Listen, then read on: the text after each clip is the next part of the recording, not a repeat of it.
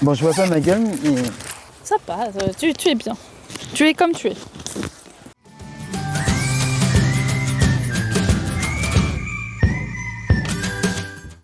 Bonjour chers amoureux de la vie, je suis aujourd'hui avec Jean-Christophe Dumas. On est au sommet Demain c'est aujourd'hui, organisé par l'association Mythe. Et donc Dumas a fait une intervention hier soir. Et moi je voulais un peu plus connaître Jean-Christophe. Est-ce que tu peux commencer par un peu ton enfance et comment est-ce que tu es devenu inventeur dans ton garage? Oh là, c'est une longue histoire, hein, tu me fais remonter loin dans le temps là.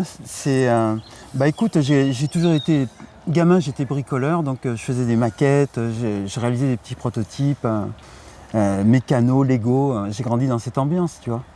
Et ça m'a donné un peu la fibre. J'avais un père qui était dans l'industrie électrotechnique et électromécanique, donc qui m'a appris beaucoup de choses. Et je regardais bosser pendant des heures sur ces prototypes. Et ça m'a donné envie d'en faire autant, tu vois. D'accord. Donc petit à petit, avec les années, études... Quelle étude tu as fait? Électrotechnique, électromécanique, niveau BTS, rien d'extraordinaire, quoi. Les conneries habituelles. Et puis après, je me retrouve à bosser pour le groupe Bouygues dans ma jeunesse. Puis après, je me suis mis à construire. Je suis sorti du monde du travail, pour un grand groupe, avec un gros chèque. Et puis, je me suis mis à monter mon propre labo. Ok. Donc j'ai monté, j'avais commencé dans mon garage, comme dit l'histoire. Oui. Et puis après j'ai monté mon propre labo, donc je me suis retrouvé avec un labo, j'ai développé moi-même mes prototypes. Et tout ça, à chaque fois, c'était seul? Non, je travaillais toujours tout seul parce que déjà je mettais du Nirvana à fond quand je bossais. Ok. Donc comme personne supportait à l'époque, forcément ça fait le vide autour de moi. Okay. J'avais besoin de vraiment d'être focus sur mon truc et de m'isoler. Et à chaque fois, comment est-ce que tu cherchais, comment tu as inventé Je sais pas, c'est venu tout seul. C'est un peu de la recherche empirique et puis et de l'intuition et puis essayer les choses que les autres osaient pas essayer. Genre avec la boule, j'ai trempé les fils de 220 volts dans l'eau quand même. Hein. Oui, et là personne avait... Et c'est pas ça, c'est pas le genre d'expérience que les autres font. Parce que tout le monde sait que ça disjoncte. Oui. Jusqu'au jour où moi j'ai réussi à ne pas faire disjoncter.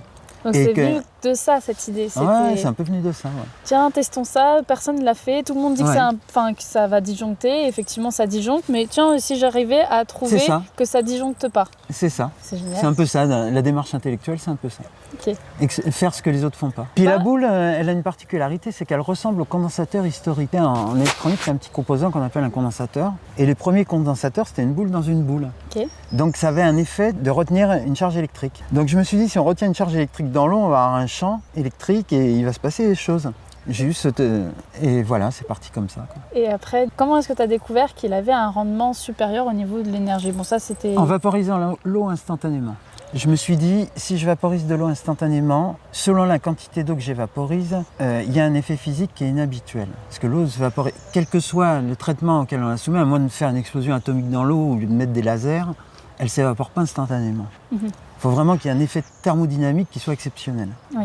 Donc ça a soulevé les interrogations et ça m'a poussé à investiguer. Et donc après, tu as fait des mesures? Bien sûr. La première mesure, c'était à l'arrache. Hein. J'avais pris les formules de calcul sur Internet. Donc pour évaporer 1 litre d'eau, par exemple, il faut tant de joules. Pour monter de 1 degré 1 litre d'eau, il faut tant de joules. Oui. 1 watt électrique égale 3600 joules. Enfin, tu avais toutes ces formules-là qui faisaient que j'ai pu mettre au point mes premiers balbutiements de tests. Jusqu'au jour où j'ai commencé à côtoyer des scientifiques qui m'ont dit il faudrait que tu mettes un calorimètre, un agitateur magnétique. Et c'est des éléments que j'ai greffés au fur et à mesure de mes contacts. J'ai appris en fait. Et donc ces contacts, c'était des contacts que tu avais eus du coup par rapport à avant? J'ai commencé à montrer ça à des copains, puis t'as un copain qui va te dire ah bah tiens j'ai un ami qui est ingénieur, tu devrais lui montrer. Pof, je suis allé lui montrer. L'ami ingénieur il dit tiens tu devrais aller à l'école, l'université Intel, ça les intéresserait. Et puis j'ai ricoché comme une boule de flipper. Ok. Donc à quel moment justement que tu commences à t'intéresser à la sphère industrielle? C'est la sphère industrielle qui s'est intéressée à moi en 2014. D'accord. Ils m'ont contacté sur Internet suite à un premier film que j'avais fait qui avait fait 700 000 vues. Ça s'appelait L'effet d'humaine révolution. Ensuite, il y a eu un reportage FR3 qui a fait plus d'1 200 000 vues, je crois. Ça a vraiment commencé à buzzer. La page Facebook, on s'est retrouvé avec 15 000 personnes. Donc ça commençait à faire du monde. Et de là, les contacts s'ouvrent plus facilement. Tu vois. Oui. Et donc là, il y a des industriels qui sont venus. Il y a, j'imagine, plus de scientifiques aussi qui se sont intéressés à... Les scientifiques ont un problème avec l'ego. Ils détestent les bricoleurs de garage. Parce que déjà, on n'est pas diplômé, donc on passe souvent pour des mamailloux. Et on sort des sentiers battus. Ils n'aiment pas qu'on sorte des sentiers battus. Tu as aussi des lois en France qui font que certaines expériences, il ne faut pas les faire. Par exemple, une chaudière, tu es obligé de la raccorder à la terre. D'avoir un raccordement, c'est les normes européennes. Oui. Donc ça empêche en fait de faire des expériences avec certains branchements, non raccordés à la terre entre autres, ce qui est mon cas. Je ne peux pas raccorder la boule à la terre, c'est une de ses seules restrictions. D'accord, parce que si tu raccordes à la terre, ça marche pas. Ça marche plus du tout. Non, ça va disjoncter. D'accord. Il va y avoir un effet d'appel de courant qui va être trop fort. Ok, mais du coup, ce branchement terre, c'est pour de la sécurité. Toi, ta boule, tu sens qu'elle est sécure. Ah oui, elle est complètement sécure sans ce branchement pour une raison toute bête, c'est qu'elle est immergée dans l'eau. Mais comme dans la science moderne, on ne fait pas passer du courant alternatif dans l'eau, sauf dans les postes à souder des plateformes pétrolières, il n'y a pas de recul expérimental. Il n'y a pas réellement de recul expérimental sur les courants alternatifs dans l'eau. Enfin, si, il y en a, mais on n'a pas poussé sur des masses de métaux, sur ce que je fais moi. Ça n'a pas vraiment été exploré. Et est-ce qu'en ce moment, il y a d'autres scientifiques qui, du coup, comme tu as ouvert un peu la voie là-dessus, se lancent à faire des recherches? Alors, il y en a dans plein, ce domaine. mais mon procédé, il pose un problème, c'est qu'il dégage plus d'énergie qu'il en consomme. Et c'est interdit par les 2 premières lois de la thermodynamique, conservation de l'énergie et la loi de l'entropie. Donc forcément, ça bouscule les convictions des scientifiques. Et forcément, ça bouscule aussi le système, parce que le système est aussi conçu sur des lois. Tu as plein de choses qu'on ne peut pas faire à cause du fait que les lois de la physique les interdisent. Pour 2 raisons. La première, c'est parce que ça ne marche pas. Si on va à contrario des lois de la physique. Mais moi, dans mon cas, c'est l'exception qui confirme la règle, en fait. Ça marche. Ouais. Et tu disais hier que ça n'enlevait pas en fait ces lois-là, mais que c'était peut-être au niveau chimique qu'il se passait quelque chose. Non, pas exactement au niveau chimique. C'est pour ça que j'aborde cette réaction de cavitation. Parce que la cavitation, c'est un phénomène physique qui est très bien connu et qui est très occulté par la science moderne. Pourquoi ? Parce qu'il doit dégager plus d'énergie qu'elle en consomme. Une bulle de cavitation restitue plus d'énergie qu'elle en consomme pour la créer. On l'a bien vu dans la vidéo de la crevette que j'ai montrée hier. Oui, alors c'était une de mes questions notamment. Quand est-ce que tu as découvert cette crevette ? Quand j'ai conclu une cavitation dans mon procédé. J'ai cherché cavitation dans Google et j'ai vu qu'il y avait des crustacés qui utilisaient ça. Parce que c'est super intéressant de se dire, effectivement, on ne sait pas totalement qu'est-ce qui se passe. En tout cas, ça marche. Mais ça existe aussi dans la nature. Oui. Aujourd'hui, on n'a pas les termes, on va dire, théoriques, techniques pour vraiment savoir qu'est-ce qui se passe, mais en tout cas, ça existe. Tu remarqueras un truc, c'est que mes détracteurs m'attaquent moi, mais ils n'attaquent pas le procédé. Parce que le procédé n'est pas attaquable. La cavitation, c'est reconnu depuis 1910. Ok, mais est-ce qu'il y a beaucoup de recherches dans la cavitation ? Ah oui, c'est ultra documenté dans la littérature. Okay. Vraiment, c'est documenté dans la littérature. Ça a donné lieu à une discipline qu'on appelle la sonochimie. Sauf qu'eux, ils font des bulles de cavitation avec des ultrasons. Et moi, je la fais avec un courant électrique, ce qui est beaucoup plus facile. Parce que moi, je peux contrôler le nombre de mes bulles, la taille, en manipulant les courants électriques.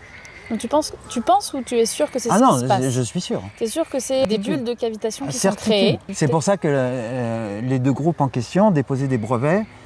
Notamment dans ces brevets, c'est la manipulation de la cavitation avec des courants électriques. C'est marqué sur le brevet. D'accord. Et c'est marqué inventeur Jean-Christophe Dumas dessus. Désolé.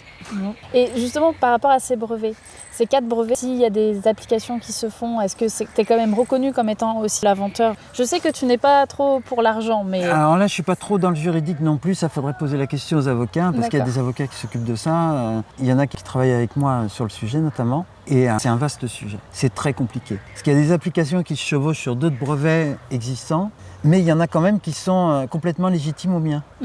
Donc on a été obligé de faire passer un rapport de recherche INPI où on a mis tous les précurseurs qui avaient utilisé des procédés similaires. Mais ce n'est pas exactement les mêmes. Parce que cette notion de cavitation justement n'apparaissait pas. Parce qu'eux n'avaient pas compris que c'était de la cavitation. Donc ils brevetaient des trucs sous forme de chauffage ohmique à l'époque. Vu qu'on n'avait pas le recul nécessaire pour caractériser une cavitation, ce qui n'est pas évident. Est-ce que c'est assez nouveau, ça, la cavitation ? Non, c'est pas nouveau, mais les moyens de la détecter sont assez compliqués. Il faut utiliser notamment des hydrophones. Il faut la repérer en fait dans les circuits de pompage avec le bruit caractéristique qu'elle émet. Donc il faut plonger des appareils acoustiques dans l'eau, qu'on appelle des hydrophones. Et c'est comme ça qu'ils détectent les cavitations. Mais ça, c'est des technologies qui sont relativement récentes malgré tout.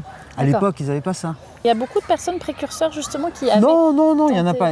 C'est pas vraiment des précurseurs sur la même chose. Puisque les géométries n'étaient pas les mêmes, mais c'est des expériences qui étaient approchantes. Moi, j'ai exploré les courants à forte puissance. Donc, c'est un peu comme un feu de cheminée, en fait. Tu as des effets de seuil en physique. Donc, quand tu commences à faire un feu de cheminée, tu vas passer par le stade où c'est légèrement rougeoyant, tu vois. Mhm. Puis plus ça va chauffer, plus le feu va être blanc. Ce qu'on appelle un Oui. effet de seuil. Il passe au bleu. Puis Pourtant, après, c'est blanc. toujours un feu de bois. Les réactions nucléaires, c'est pareil. Tu as des effets de seuil, où la réaction est vraiment très visible, tu vois. D'accord. Et plus tu mets des courants à forte puissance, plus tu vois la réaction. Et moi, c'est ce qui m'a permis justement de caractériser cette cavitation, c'est qu'elle devenait flagrante. Et c'est quoi la réaction justement? Bon, la réaction, c'est ce que dans la crevette pistolet, t'as pas vu hier le truc? C'est du bruit. Une onde de choc Mhm. et une température de 4000 degrés dans l'eau. 4000 degrés. C'est incroyable C'est ça. à la surface du Soleil. C'est pour ça que je dis que c'est une réaction thermonucléaire. Et je maintiens. Alors, est-ce qu'il y a un phénomène intriqué? Ça, j'en suis pas encore là, tu vois. Est-ce qu'il peut y avoir une fission et une fusion qui cohabitent dans le même espace? C'est possible. C'est pas parce que jamais personne n'a trouvé que ça n'existe pas. Donc, c'est des domaines qui restent à explorer. D'accord. Donc il faudrait se mettre en lien avec d'autres scientifiques. Oh et- non, je vais passer la main à des gens plus compétents que moi parce que j'ai pas vocation à fonder une secte ni à... Tu vois ce que je veux dire? Sur l'énergie libre, tout ça, je cherche pas à créer un mouvement. Non. Mais là, il faudrait faire des recherches par rapport à ce que tu me dis. C'est pour ça que je donne des conférences, c'est pour justement donner des idées à ceux qui pourraient... Justement les faire du coup. Ben T'aimerais oui. passer la main. C'est pour ça que j'ai des contacts avec des scientifiques, c'est parce que je leur donne aussi des idées. Tous les tests qui ont été élaborés et présentés hier soir, j'en suis l'inspirateur. Dans des vidéos de 2015 d'ailleurs, j'indique qu'il faut faire ces tests-là. Oui. Et là, il y en a qui ont fait de Et leur il y en a côté. qui les ont fait. Parce que tu expliquais que c'était, il fallait de l'argent, il fallait du matériel, Mais ça etc. coûte une blinde de faire un test. Mhm. Monter un simple test en thermodynamique, tu laisses facilement 30 000 €. Hein. Donc vu quand même qu'on en a monté depuis le début au moins une bonne douzaine, plus les 54 que Jean-Yves Dolvec va présenter. Oui, Mais bon, les 54, c'est la même expérience qui est répétée 54 Oui. fois. Hein. c'est ça. C'est pas 54 tests différents. Il le fait avec des trucs de taille différente, des milieux qui sont sensiblement différents. Il le fait dans 50 centilitres d'eau, si tu as vu les graphiques hier. Il le fait dans 2 litres d'eau, après dans 3 litres d'eau. Mhm. Donc il change des trucs, mais les résultats sont toujours les mêmes. Et une expérience doit être reproductible, sinon elle n'est pas valable. On l'a fait 54 fois, donc elle est reproductible. Oui. On utilise l'eau comme carburant en fait. Pour simplifier, on utilise l'eau pour créer une réaction qui dégage de l'énergie. Donc à la base, on utilise l'eau comme carburant et un peu d'électricité pour amorcer. Tout ça, c'est très scientifique et très technique. Mais du coup, Je fais de mon mieux pour pas être trop... c'est génial parce que je trouve que. C'est plus clair qu'hier. Je lis dans tes pensées. Mais comme ça, c'est génial, tout le monde pourra en profiter encore plus. C'est ça. Je voulais savoir parce que tu as quand même osé, donc déjà aller dans ton garage, commencer à faire des expériences. Enfin, Foutre des fils de 220 volts dans l'eau. voilà, oser ça. Puis ensuite, Rien que ça, déjà, c'est risqué.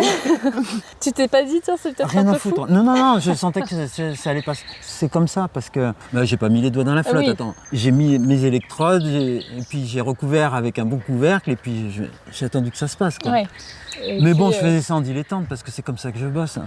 C'est- Tout a été créé comme ça par des mecs qui s'attendaient C'est pas à le ça. faire. Quoi. Comme ça, aujourd'hui, c'est vrai que tout est protocolé. J'ai l'impression qu'il y a très peu de personnes qui sont comme Mais ils toi ont à tué chercher dans le l'esprit humain. garage. Ils ont tué l'esprit humain.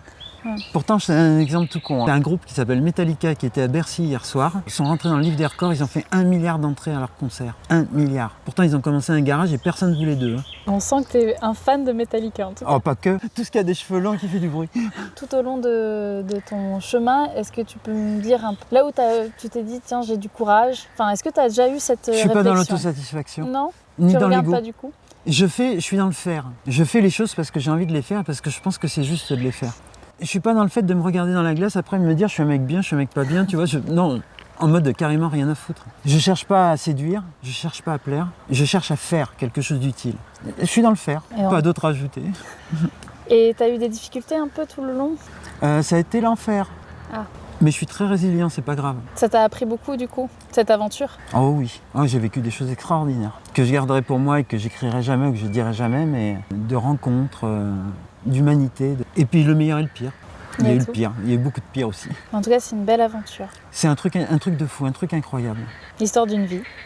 Attends, c'est pas terminé. Non, encore. On va encore plus loin. Voilà, c'est pas fini. J'aurais pas encore assez cassé les couilles pour que ça se termine. Je crois qu'on peut se terminer là. Ok, ça marche. Merci beaucoup pour cette interview. Tout le plaisir a été pour moi. C'est rare d'avoir quelqu'un qui ose dans son garage et j'espère qu'on en aura d'autres dans le monde scientifique parce que ça va pas s'arrêter. Mais bon. Il y en a toujours eu et il y en aura toujours. Parce que l'humanité, ça a besoin à un moment d'une petite étincelle de folie. Quoi. Merci. Je t'en prie. Merci à vous de nous écouter. Et puis normalement, le sommet aura lieu aussi l'année prochaine, donc on vous y attend avec plaisir. Merci. Au revoir. Au revoir.